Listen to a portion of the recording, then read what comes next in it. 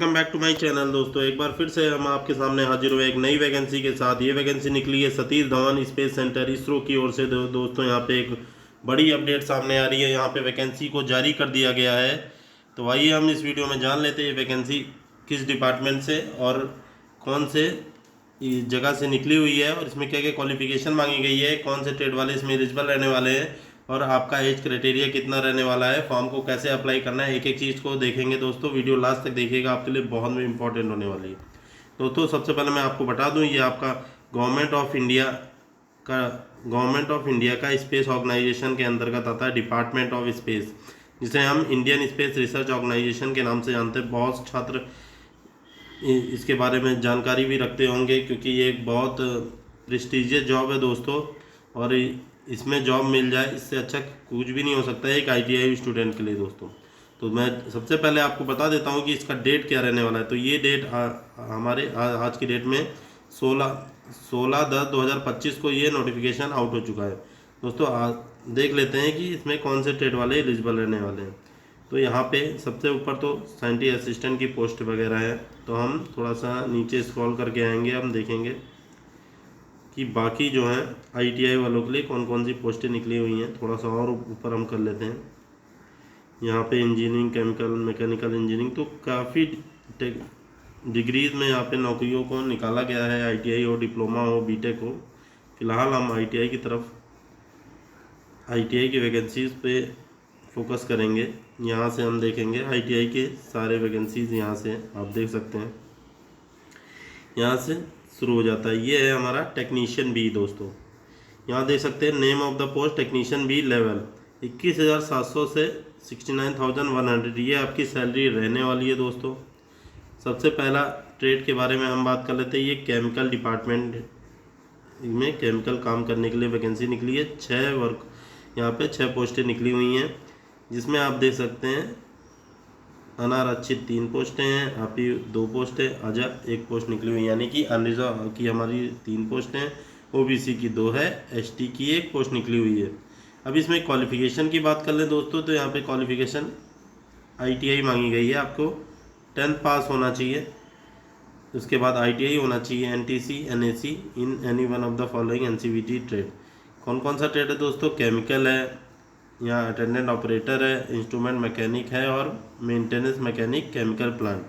तो ये सारे छात्र यहाँ पे फॉर्म को भर सकते हैं। एक और पोस्ट है, देख लीजिएगा दोस्तों, ये लेबोरेटरी असिस्टेंट वाले भी यहाँ पे फॉर्म को भर सकते हैं। अब नेक्स्ट आ जाते हैं हम, ये है रसायन PCR, identify for PCR unit Rasayani में दोस्तों यहाँ पे टोटल 7 पोस्टें निकली हैं, जिसमें यूआर की 5 है, एससी की 1 है और 1 पोस्ट एसटी की है। इसमें क्वालिफिकेशन की बात कर ले, सेम क्वालिफिकेशन 10th रहने वाली है प्लस आईटीआई रहने वाला। अब आईटीआई किसमें? केमिकल अटेंडेंट ऑपरेटर केमिकल में, इंस्ट्रूमेंट मैकेनिक में, या इसको थोड़ा सा हम नीचे स्क्रॉल कर लेंगे, यहाँ देख लेंगे, यहाँ पे और पोस्टें भी हैं। मैकेनिक के बाद यहाँ लेबोरेटरी असिस्टेंट, सेम जैसे कि ऊपर मैंने बताया था, वो अलग डिपार्टमेंट का था, ये अलग यूनिट का है दोस्तों। अब आ जाते हैं इलेक्ट्रीशियन की पोस्ट पे दोस्तों। इसमें भी दोस्तों टोटल 6 पोस्टें निकली हुई हैं, जिसमें आप देख सकते हैं यूआर की 2 है, ओबीसी की 3 है, एसटी की 1 है। अब क्वालिफिकेशन की बात कर ले तो सेम 10th प्लस आईटीआई रहना चाहिए इलेक्ट्रीशियन ट्रेड से। चलिए दोस्तों और नीचे आ जाते हैं, तो ये इलेक्ट्रीशियन की एक और पोस्ट निकली है, आइडेंटिफाइड फॉर पीसीआर रसायन। तो ये यूनिट एक अलग यूनिट है, इससे पहले वाली एचडीएससी की थी, ये रसायनी यूनिट है, दूसरी यूनिट में आता है, ये महाराष्ट्र में दोस्तों। यहाँ टोटल 2 सीटें, यूआर में 2 सीटें हैं दोस्तों। यहाँ पे सीटों की संख्या काफ़ी कम है। यहाँ पे भी same qualification 10th plus ITI रहना चाहिए इलेक्ट्रीशियन ट्रेड से। देखिए एक चीज़ याद रखिएगा, एनसीवीटी मांगा गया है, एससीवीटी वाले छात्र यहाँ अप्लाई नहीं कर सकते हैं। अब आ जाते हैं नेक्स्ट ट्रेड पे, ये हो जाती है हमारी फिटर ट्रेड। टोटल पोस्टों की संख्या 19 है। इसमें हमारे यूआर 9 पोस्ट हैं, ओबीसी की 6 हैं, एससी की 2 हैं, एसटी की 1 है, ईडब्ल्यूएस की 1 है। अब इसमें देखिए क्वालिफिकेशन आपको सेम है, 10th प्लस आईटीआई रहना चाहिए। और आईटीआई किससे होना चाहिए? तो फिटर की पोस्ट है तो फिटर ट्रेड से आईटीआई रहना चाहिए, एनसीवीटी ट्रेड से। अब नेक्स्ट पोस्ट है फिटर की ही है, लेकिन यहाँ पोस्टों की संख्या काफ़ी कम है, 2 पोस्टें हैं।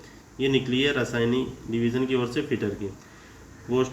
यूआर में दोनों की ही पोस्ट आपकी यूआर की रहने वाली हैं। इसमें भी सेम फिटर से आईटीआई प्लस 10th रहना चाहिए, 10th मांगा गया। अब आ जाते हैं सिविल इंजीनियरिंग के लिए।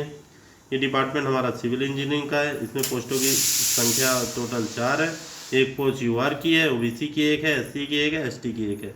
क्वालिफिकेशन की बात कर ले तो 10th प्लस आईटीआई रहना है आपका सिविल इंजीनियरिंग असिस्टेंट ट्रेड से, जो कि एनसीवीटी के तहत आता है।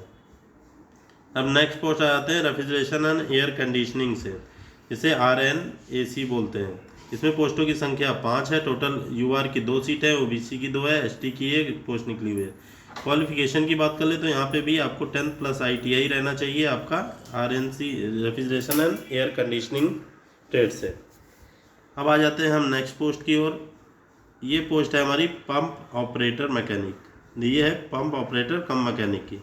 दोस्तों एक ही पोस्ट निकली है और ये पोस्ट भी रिजर्व है एसटी वालों के लिए। ये बैकलॉग वैकेंसी थी दोस्तों, पिछली वैकेंसी कवर नहीं खाली रह गई थी, इस वजह से बैकलॉग में निकाला गया। यहाँ पे देखिए दोस्तों, यहाँ 10th प्लस आईटीआई रहना है आपका पंप ऑपरेटर कम मैकेनिक ट्रेड से। ये आईटीआई के ट्रेड रहते हैं, इसमें काफ़ी कम छात्र पाए जाते हैं, इसीलिए पोस्ट वैकेंट रही। और इसका एक भी कारण था कि एसटी की पोस्टिंग इतने छात्र नहीं मिलते हैं, ऊपर से वो पोस्ट हो जाती है एक, तो इस वजह से भी वहाँ पे आईटीआई कम लोग करते हैं, तो उससे छात्र नहीं मिल पाते। अब आ जाते हैं नेक्स्ट पोस्ट है हमारी, पोस्ट आ जाती है फोटोग्राफी एंड डिजिटल फोटोग्राफी। पोस्टों की संख्या 1 है। यूआर में यहाँ 1 सीट अनरिजर्व की है। आईटीआई आपका मांगा गया है फोटोग्राफी डिजिटल फोटोग्राफी ट्रेड से। अब आ जाते हैं नेक्स्ट ट्रेड है हमारा इलेक्ट्रॉनिक मैकेनिक दोस्तों। तो यहाँ पे इलेक्ट्रॉनिक मैकेनिक की बात कर लें तो यहाँ पे 12 सीटें निकली हैं। इसमें यूआर की 6, ओबीसी की 3, एससी की 1 सीट है, एसटी की 1 है, एक पोस्ट ईडब्ल्यूएस की निकली है। क्वालिफिकेशन की बात करें तो एसएसएलसी प्लस आईटीआई एनटीसी या NAC electronic mechanic trade NCVT से मांगा गया है। अब आ जाते हैं नेक्स्ट ट्रेड है हमारा boiler attendant identify for PCR Rasayani की ये यूनिट है। इसमें 2 पोस्टें निकली हुई हैं, दोनों ही अनरिजर्व की पोस्ट हैं।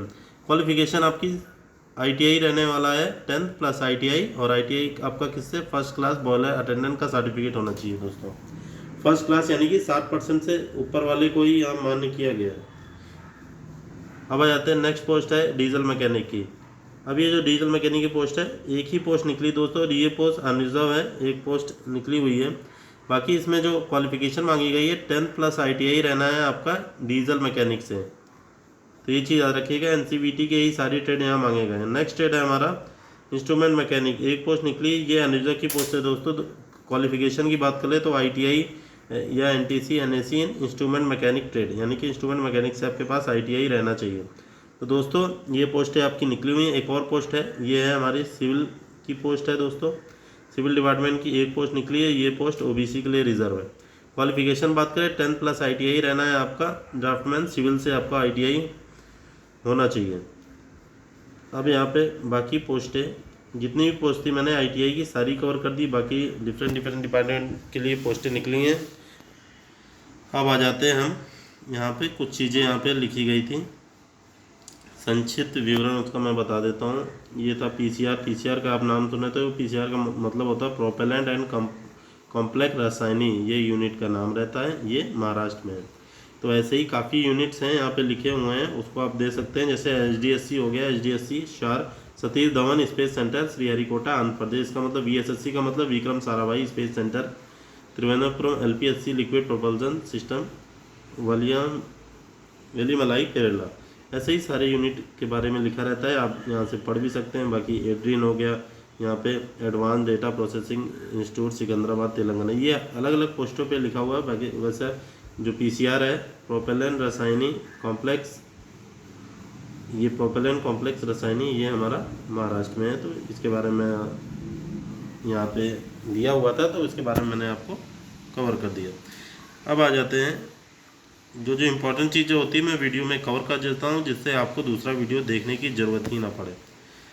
अब आ जाते हैं यहाँ पे क्वालिफ़िकेशंस आपका क्या रहना है। क्वालिफ़िकेशंस मैंने आपको बता दी है। अब आपका कार्य क्या रहना है, तो कार्य आपका फिटर का रहता है, तो फिटर के ही आपको कार्य दिए जाएंगे वहाँ। अब आप आ जाते हैं सैलरी कितने मिलने वाली है, तो यहाँ पे सैलरी के बारे में बताया हुआ है। ये टेक्नीशियन भी और ड्राफ्टमैन भी दोनों के लिए ये सैलरी है। तो ये डिसाइड हुआ है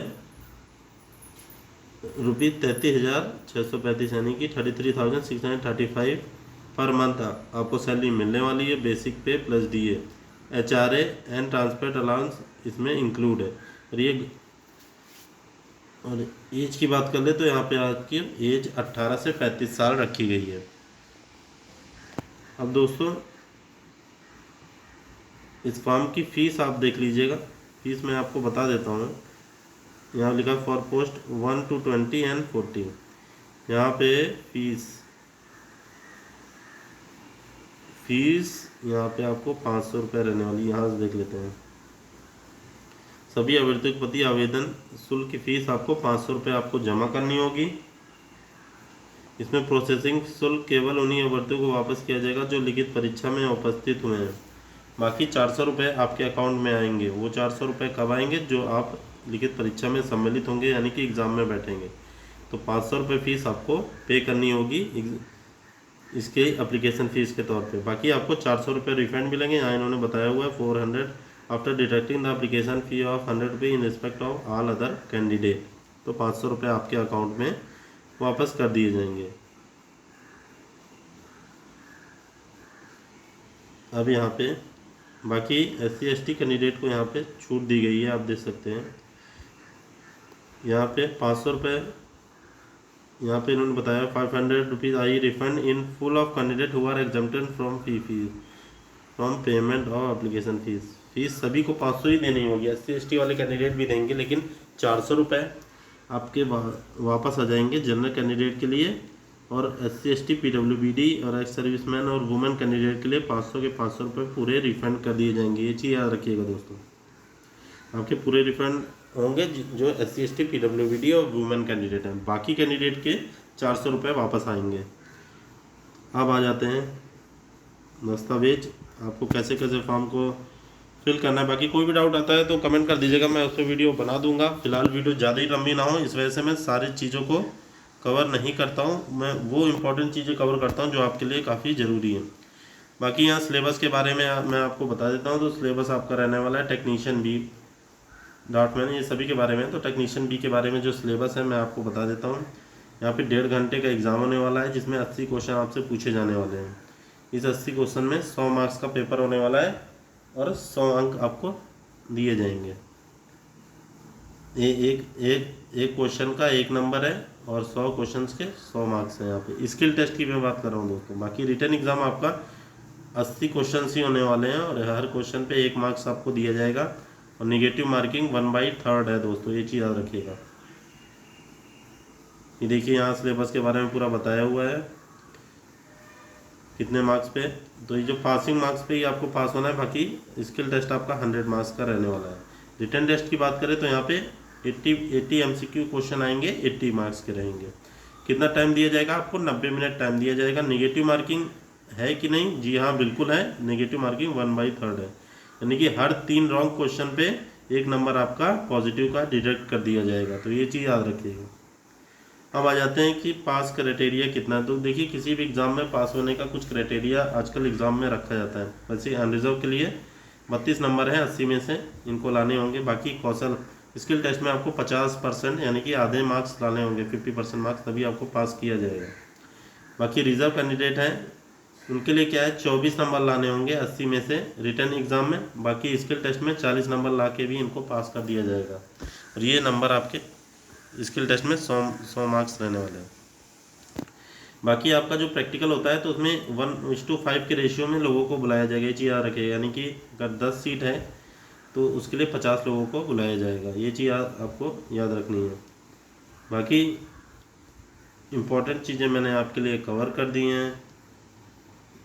यहाँ पे लिखित परीक्षा का पैटर्न वगैरह ये दूसरे स्टेट का है, तो मैंने वो चीज़ें कवर कर दिया। अब मैं आपको सेंटर के बारे में बता देता हूँ। ये सारे ऊपर वाले सेंटर तो साइंटिस्ट के हैं। यहाँ पे आपका टेक्नीशियन बी वाला सेंटर के लिए आ जाता है। यहाँ पे इन्होंने लिखा भी है exam centres for remaining all post, exam centre for remaining all post लिखा भी है। अब सेंटर कहाँ रहने वाले हैं तो आपका आंध्र प्रदेश में बता दूँ, गुंटूर और विशाखापट्टनम और तिरुपति 3 सेंटर दिए गए हैं। गुवाहाटी में, आसाम में दोस्तों यहाँ गुवाहाटी में बनाया गया। बाकी बिहार के कैंडिडेट पटना में एग्ज़ाम दे सकते हैं। बाकी जो हमारे न्यू दिल्ली के कैंडिडेट हैं पुणे दिल्ली में एग्ज़ाम देंगे, गुजरात वाले कैंडिडेट अहमदाबाद में एग्ज़ाम दे सकते हैं, कर्नाटका वाले बेंगलोर में एग्ज़ाम सेंटर बनाया है, केरला वालों के लिए त्रिवेंद्रपुरम बनाया गया, मध्य प्रदेश के लिए भोपाल सेंटर बनाया गया है। ऐसे ही आप देख सकते हैं मुंबई के महाराष्ट्र के लिए मुंबई और नागपुर 2 सेंटर दिए गए हैं, उड़ीसा के लिए 1 सेंटर भुवनेश्वर दिया गया, तमिलनाडु के लिए 1 सेंटर 2 सेंटर है चेन्नई और तिरुनेलवेली। अब ऐसे ही आ जाते हैं हम नेक्स्ट हमारा उत्तर प्रदेश के लिए लखनऊ को सेंटर बनाया गया है और उत्तराखंड और हिमाचल प्रदेश वालों के लिए देहरादून को सेंटर बनाया गया है। बाकी वेस्ट बंगाल वाले कैंडिडेट हमारे कोलकाता में एग्ज़ाम दे सकते हैं। तो इतने एग्ज़ाम सेंटर रहने वाले हैं, तो इसी में से आपको चूज़ करना होगा। दोस्तों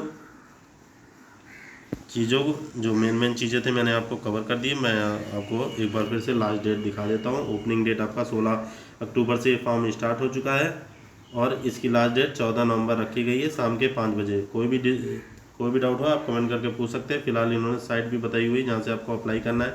आप साइट दे सकते हैं http://sha.gov.in या फिर इनकी दूसरी भी साइट है apps.sha.gov.in पे जाके आप फॉर्म को फिल कर सकते हैं। बाकी कोई भी डाउट हो कमेंट करके पूछ लीजिएगा। बाकी मेरे चैनल से मेरा टेलीग्राम ग्रुप भी है, वहाँ से अभी आप जोड़ सकते हैं। कोई भी आपके डाउट है तो वहाँ से भी क्लियर कर सकते हैं। चलिए वीडियो कैसी लगी कमेंट करके जरूर बताइएगा। मिलते हैं नेक्स्ट वीडियो में। ओके, जय हिंद।